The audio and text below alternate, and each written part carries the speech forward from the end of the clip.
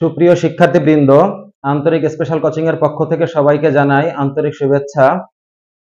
আশা করি তোমরা সবাই ভালো আছো।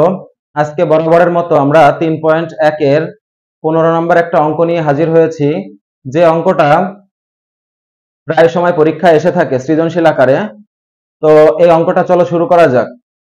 তো অঙ্ক শুরু করার আগে তোমাদের কাছে একটা কথা বলে রাখি, যারা আমাদের চ্যানেলে নতুন আছো তারা আমাদের আমাদের চ্যানেলটাকে সাবস্ক্রাইব করবে এবং লাইক, কমেন্ট এবং শেয়ার করে পাশে থাকার চেষ্টা করবে।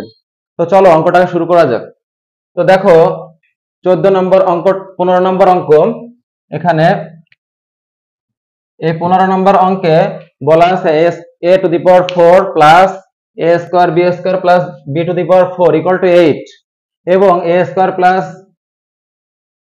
ab প্লাস b স্কয়ার সমান 4 হলে a square plus b square এবং ab এর মান নির্ণয় করো। দেখো আমাদের এই অঙ্কটা যেহেতু একটু বড়, এই জন্য আমরা আগে থেকে একটু করে রাখছি যাতে তোমাদের বুঝতে সুবিধা হয়। তো প্রথমে দেখো দেওয়া আছে a to the power 4 plus a square plus b square plus b to the power 4 equal to 8। তো এটাকে আমরা 1 নম্বর সমীকরণ হিসেবে লিখতে পারি। এবং 2 নম্বর সমীকরণে দেওয়া আছে a square plus ab plus b square সমান হচ্ছে 4। এটা হচ্ছে 2 নম্বর সমীকরণ। তো এই 1 নম্বর সমীকরণ হতে আমরা প্রথমে যদি ক্যালকুলেশন করি দেখি কি পাই। a to the power 4 plus a square b square plus b to the power 4 equal to 8। তো আমরা প্রথমে এই সমীকরণটাতে একটা সূত্রের প্রয়োগ করার চেষ্টা করব। সূত্রটা হচ্ছে a plus b whole square. তো আমরা যদি এই প্রথম এই সাইডটা যদি আমরা a প্লাস b হোল স্কয়ারের সূত্র করার চেষ্টা করি, দেখো কি হয়। a টু দি পাওয়ার 4 কে আমরা যদি ভাঙাই a স্কয়ার এর হোল স্কয়ার, তারপরে দেখো b টু দি পাওয়ার 4 কে যদি ভাঙাই তাহলে b স্কয়ার এর হোল স্কয়ার। তাহলে দেখো আমরা প্রথমেই a স্কয়ার আর b স্কয়ার কিন্তু পেয়ে গেছি। আমাদের বাকি আছে কি প্লাস 2ab। তো দেখো মাঝখানে আমরা প্লাস 2 দিলাম, a হচ্ছে a স্কয়ার, b হচ্ছে b স্কয়ার। তাহলে a square plus 2ab plus b square হলো। কিন্তু কথা হচ্ছে আমাদের উপরে একটা a স্কয়ার b স্কয়ার, কিন্তু আমাদের সূত্রের মাধ্যমে হয়ে গেছে কয়টা? দুইটা a স্কয়ার b স্কয়ার হয়ে গেছে। তাহলে অবশ্যই একটা বেশি হয়ে গেছে। এজন্য আমরা পরবর্তীতে দেখলাম এখানে যদি একটা a স্কয়ার b স্কয়ার যদি আমরা মাইনাস করি তাহলে আমাদের ইকুয়েশনের সাথে সমান হয়। তো এখানে পরবর্তী লাইনে দেখো আমরা a square plus b square এর হোল স্কয়ার করলাম। তার মানে কি? মানে হচ্ছে এখানে যে আমরা সূত্রটা করলাম, সূত্রটা কিসের? a প্লাস b এর হোল স্কয়ারের। তো আমরা a ধরছিলাম কাকে? a স্কয়ার কে, এবং b ধরছিলাম b স্কয়ার কে।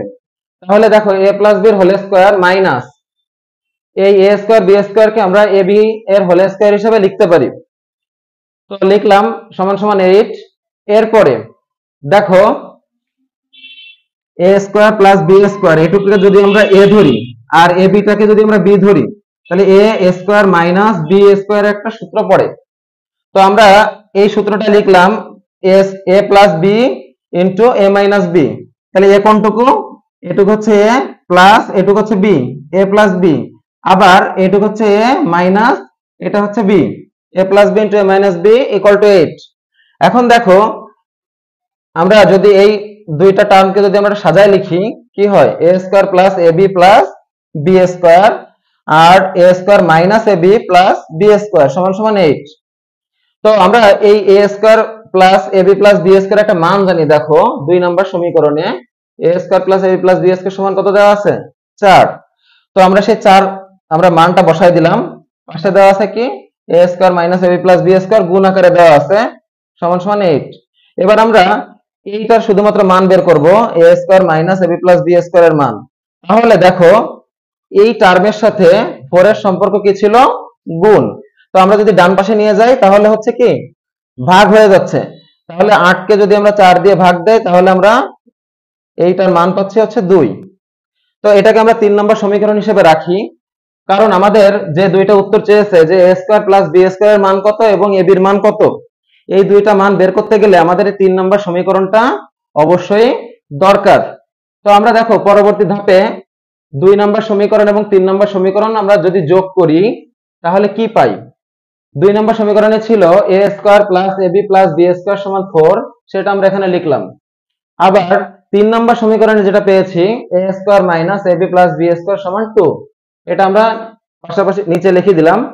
এখন যদি আমরা যোগ করি, যোগ করলে কি হয় দেখো, a স্কয়ার আর a স্কয়ার যোগ করলে 2a স্কয়ার, আর দেখো প্লাস ab আর মাইনাস ab কাটাকাটি, কারণ কি দুইটা টার্ম যদি একই থাকে এবং যদি চিহ্ন যদি আলাদা থাকে তাহলে টার্ম দুটো কেটে যায়। পরবর্তীতে আসছে বি স্কয়ার প্লাস বি, আর একটা বি স্কয়ার একটা বি স্কয়ার, তাহলে যোগ করলে 2b স্কয়ার হয় সমান 4 আর 2 6। এখন পরবর্তী লাইনে কি করা যাচ্ছে, এখানে আমরা 2 কমন নিতে পারি।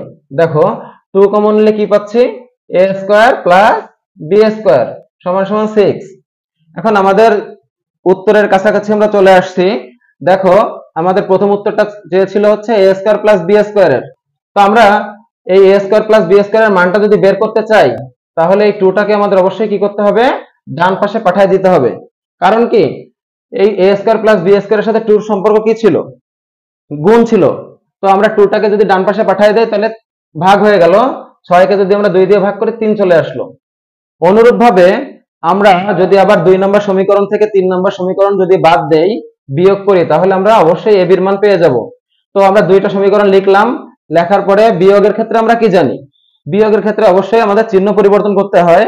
তো আমরা বরাবরের মতোই চিহ্ন পরিবর্তন করে নিলাম, প্লাস থাকলে মাইনাস, মাইনাস থাকলে প্লাস।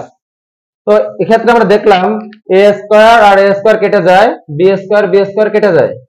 তো ab আর ab যোগ করলাম, 2ab চলে আসলো সমান সমান 4 থেকে 2 বাদ দিলে 2। এবার ab এর মান বের করতে গেলে 2টাকে অবশ্যই কি করতে হবে, শিফট করতে হবে ডান পাশে। আমরা 2টাকে শিফট করে দিলাম, গুণ ছিল ভাগ করে দিলাম। এখন 2 কে 2 দিয়ে ভাগ করলে অবশ্যই চলে আসতেছে কি आंसर 1। তাহলে দেখো আমাদের প্রথমে যে মানটা আমাদের দরকার ছিল বের করতে বলছিল সেটার মান পেয়েছি আমরা 3, আর পরেরটা পেয়েছি 1। তো আমরা এই অঙ্কটা প্রথম থেকে এই শেষ পর্যন্ত যতটুকু আমরা দেখলাম, আশা করি আমরা সবাই বুঝতে পারছি। যদি তোমরা না বুঝতে পারো তাহলে কমেন্ট বক্সে অবশ্যই জানাবা, আমি নেক্সট টাইমে তোমাদের আরো বোঝানোর চেষ্টা করব ভালোভাবে। আর পরবর্তী ভিডিওতে আমরা নতুন নতুন অঙ্ক নিয়ে আবার হাজির হব। সেই পর্যন্ত সবাই ভালো থাকো, শুভকামনা রইল সবার জন্য। আর আমি আবারও বলছি, যারা এখনো এই আমাদের চ্যানেলটা সাবস্ক্রাইব করোনি তারা এখনই সাবস্ক্রাইব করে নাও এবং লাইক, কমেন্ট এবং শেয়ার করে আমাদের পাশে থাকো। যেহেতু আমরা যখন প্রতিনিয়ত ভিডিওগুলো ছাড়তেছি অবশ্যই তোমাদের কাছে চলে যাবে এবং তোমরা নতুন নতুন অনেক কিছু শিখতে পারবা। সেই পর্যন্ত সবার কাছ থেকে বিদায় নিচ্ছি। আল্লাহ হাফেজ।